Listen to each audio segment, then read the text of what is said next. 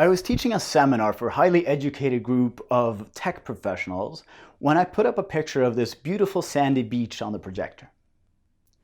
By a show of hands, I asked, who would prefer to be hanging out in this hammock, maybe enjoying a fresh coconut picked right off of those palm trees, rather than being in the water? About half the people raised their hand. And who would prefer to be in the water rather than in the hammock, I asked, and predictably the other half raised their hand. Great, I said. But what if I told you that this guy was swimming around in the water? I clicked my remote, popping this shark onto the picture. Almost all of the would-be swimmers lowered their hands and immediately decided that in that case, they'd rather be in the hammock. I went on to say, well, what if I told you that this is a leopard shark, which is considered by every expert out there to be basically harmless to humans. In fact, there has not been a single report of a human being bitten by a leopard shark ever. Who would leave the hammock and jump into the water with this guy swimming around them then? The crowd laughed a little nervously and none of them raised their hands. It seemed that they were all instinctually still afraid of the shark despite these facts.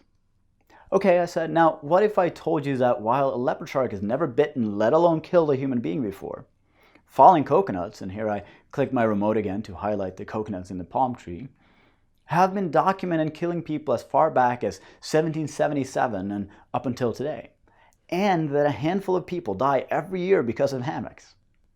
Who among you would leave the dangers of the hammock and coconuts to hang out with this nice shark? A couple of hands went up, but out of those 60 or so people who had first said they'd prefer to be in the ocean, most of them would still prefer the hammock right now.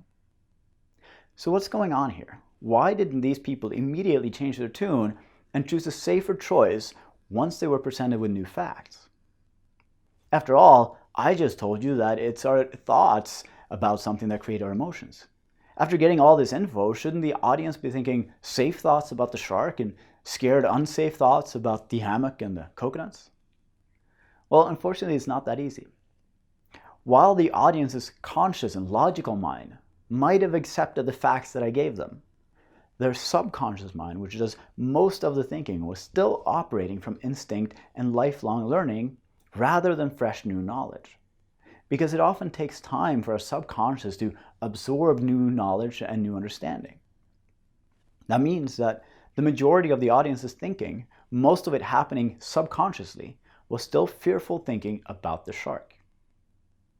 The first time I swam with a shark myself, my pulse was through the roof and I almost peed myself, and I won't deny that every time the shark moved suddenly or swam towards me, I felt an almost overwhelming urge to get out of the water, even though I knew, logically, that the white-tip reef shark had no reason to attack me. But by the fourth or so time I swam with sharks, I felt almost strangely calm. The sharks hadn't changed at all. They haven't really changed for millions of years. But through exposure, experience, and my continued efforts to understand the sharks, a new understanding had seeped into my subconscious and replaced my old habitual and instinctual thinking about sharks. So what's my point?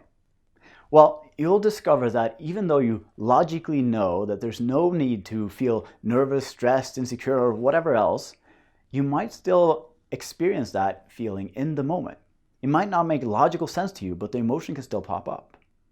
For example, you might know that there's no reason for you to fear rejection from someone. It might make total logical sense to you. It might be the most obvious thing in the world that if someone doesn't want to spend time with you, well, they just saved you from wasting a bunch of time on them because they're not right for you. But the fear and pain of rejection might still pop up when you step into a real-world situation. And when it does, it's because your subconscious hasn't caught up with your conscious thinking yet.